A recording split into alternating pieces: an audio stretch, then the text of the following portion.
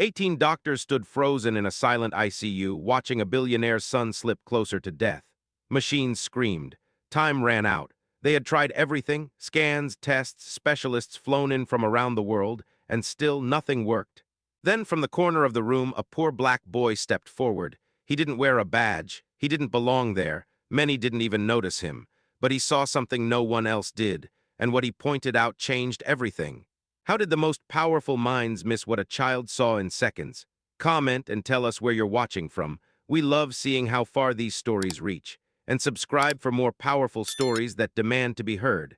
Before anyone noticed him inside a hospital filled with power and prestige, Aaron Carter lived a life most people never truly saw.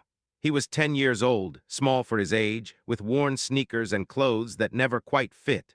His world was the aging church shelter downtown, where mornings began early and nights ended with whispered prayers. Aaron didn't complain. He learned early that being a poor black boy meant staying quiet, staying out of the way, and never expecting to be chosen. Grandmother Ruth often found him sitting alone with donated books stacked beside him, reading far beyond his age. She once asked him why he worked so hard to understand things most adults ignored. Aaron only shrugged and said, "Someone has to notice." It wasn't confidence, it was survival. In places like schools, stores, and streets, people looked past him, through him, as if his presence didn't count. Across the city, life looked very different for Vincent Ashford and his son, Elliot. Their mornings were structured, calm, and full of certainty.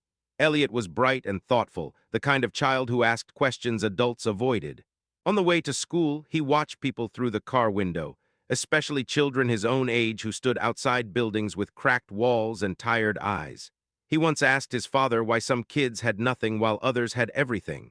Vincent promised to talk about it later. Like many powerful men, he believed there would always be time. There wasn't. Weeks passed quietly. Aaron kept reading. Elliot kept wondering. And no one realized how closely their paths were about to collide. The city moved on, unaware that something invisible was already forming, something hidden in plain sight. Aaron noticed small details others missed. How people shifted when he walked by, how authority sounded different when spoken to someone who looked like him. Elliot noticed something else entirely, the pressure of being expected to stay silent even when hurt. Neither boy knew it yet, but the systems around them were already choosing who mattered and who didn't. And soon, when a single moment shattered the illusion of control, those choices would be exposed in a place where status, race, and power were supposed to mean nothing, but still did. What was coming wouldn't just test medicine. It would test who America listens to when lives are on the line. The hospital became a battlefield long before anyone admitted it. Elliot's condition declined slowly at first, then all at once. One moment he was conscious, squeezing his father's hand, and the next he was surrounded by machines that breathed for him. Vincent watched specialists rotate in and out of the room, calm voices, confident explanations, and the same quiet ending every time. No answers, no solution, just more waiting. As days passed, frustration settled into something heavier. The doctors spoke in technical language, but their eyes avoided Vincent's. Each test came back clean. Each scan showed nothing alarming. Yet Elliot's body kept failing. It didn't make sense. And when things don't make sense inside systems built on authority, those systems tend to close ranks instead of opening their minds. Miles away, Aaron's world remained painfully ordinary. He spent his days at the shelter, helping younger kids, listening more than speaking. He noticed patterns others dismissed, the way adults lowered their voices when discussing hospitals, the way people stiffened when police cars passed. Being a black child without parents taught him awareness early. He learned to read rooms before he ever learned to trust them.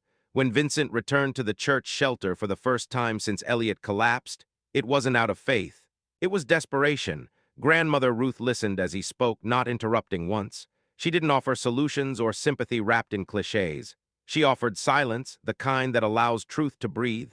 Sitting nearby, Aaron overheard more than he was supposed to. The words machines, breathing, and no answers stayed with him.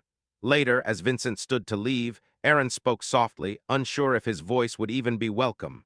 "Sometimes," he said, hesitating, "the problem is hiding where people don't think to look." Vincent nodded politely, the way powerful adults do when children speak out of turn. He left without realizing those words would soon echo louder than every expert opinion he had paid for. Back at the hospital, the pressure intensified. Another night, another alarm. Doctors rushed in as Elliot's oxygen levels dropped again. Dr. Patterson ordered more tests, his voice strained but controlled. Dr. Monroe joined the team, reviewing files others had skimmed too quickly. She questioned assumptions, asked why something unseen was being dismissed simply because it was difficult to find. Still, nothing changed. When Vincent returned to the shelter days later, exhaustion stripped away his pride. Grandmother Ruth didn't waste time. She brought Aaron with her to the hospital, knowing full well they didn't belong in spaces like that, not according to unspoken rules. Security eyes followed them. Nurses hesitated. A black child in worn clothes stood out sharply against white coats and polished floors. Inside the ICU, the air felt different. Aaron didn't look at the machines first. He looked at Elliot. He watched the rhythm of assisted breathing, the subtle movement of the throat. He tilted his head, listening, not to sounds, but to patterns. "There," Aaron said quietly, pointing. Dr. Monroe turned.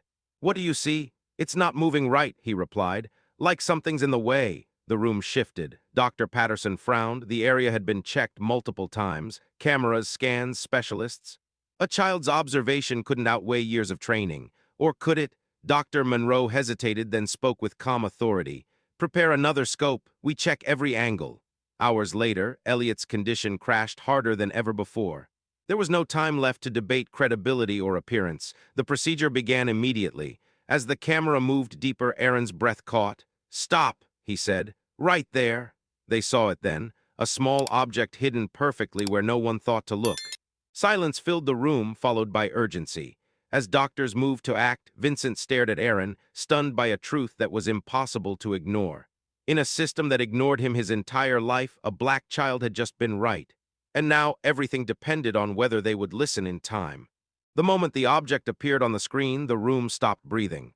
A tiny piece of plastic sat wedged deep in Elliot's airway, hidden in a fold of tissue no scan had captured. It was small enough to be dismissed, yet dangerous enough to have been stealing oxygen from his body for weeks. For a split second, no one spoke. Then everything moved at once. Dr. Monroe gave the order to extract it immediately. Her voice was steady, but her hands revealed the truth. This was the point of no return. Monitors blared. Elliot's heart rate dipped, then surged. The room filled with controlled chaos as instruments moved with precision measured in millimeters and seconds. Vincent stood frozen near the wall, his entire world narrowing to the screen and the boy beside him. Aaron didn't move. He watched with an intensity that came from years of being ignored, years of learning to trust his own observations because no one else would. His small hands gripped the railing as if letting go might cause everything to fall apart. "This has to work," Vincent whispered, more prayer than statement. As the tool closed around the object and slowly pulled it free, the room seemed to tilt. A soft sound followed, barely audible, but the monitors responded instantly. Oxygen levels climbed. The alarms softened. Elliot's chest rose more evenly. For the first time in weeks, hope wasn't theoretical. The plastic fragment was placed under a light smaller than a fingernail. No one needed to explain what it was. Vincent already knew. He remembered the mornings at home, the pens scattered across desks, the habit he had warned Elliot about and then forgotten in the rush of bigger priorities. But the shock didn't end there. Elliot's eyes fluttered open. It happened quietly, no dramatic movement, no sudden miracle, just a slow return to the world. His gaze drifted, unfocused at first, then settled on his father.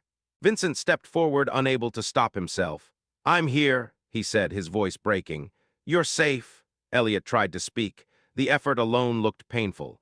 Dr. Monroe started to intervene, but Elliot tightened his grip on Vincent's hand, refusing to be silenced again. "There's something I need to say." The room held its breath.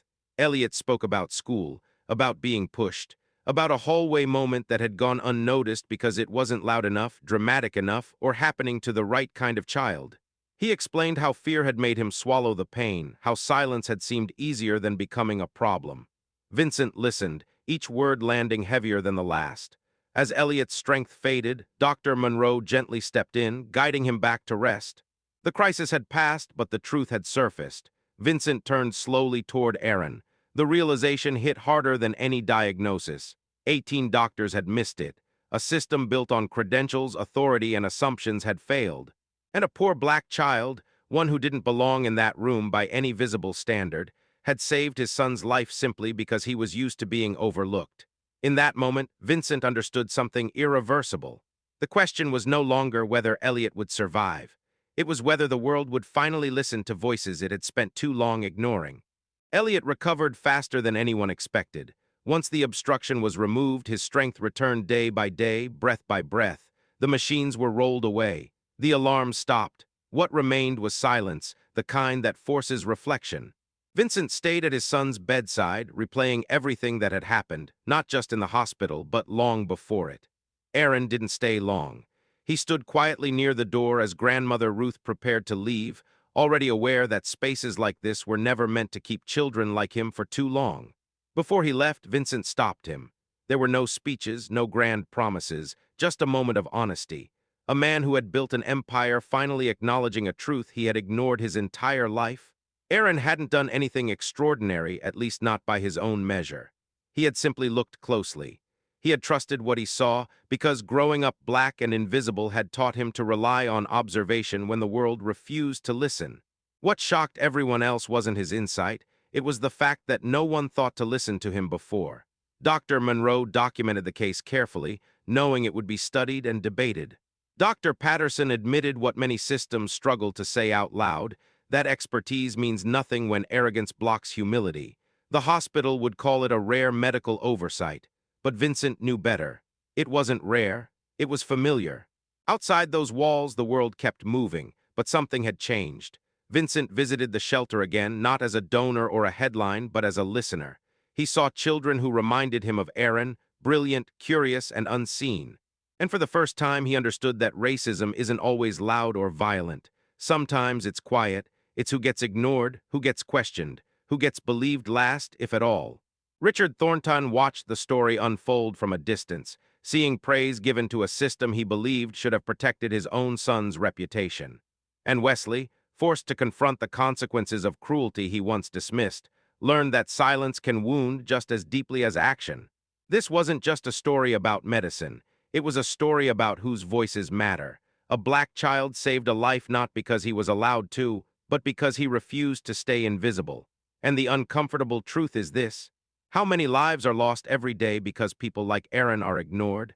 The question isn't whether racism still exists. The question is, how many warnings will we miss before we finally listen? If this story moved you, share it with someone who needs to hear it. And subscribe to Black Community Struggles for more powerful stories about justice, truth, and our community's fight to be seen. And don't forget to hit the like button. Your support helps these stories reach the people who need them most.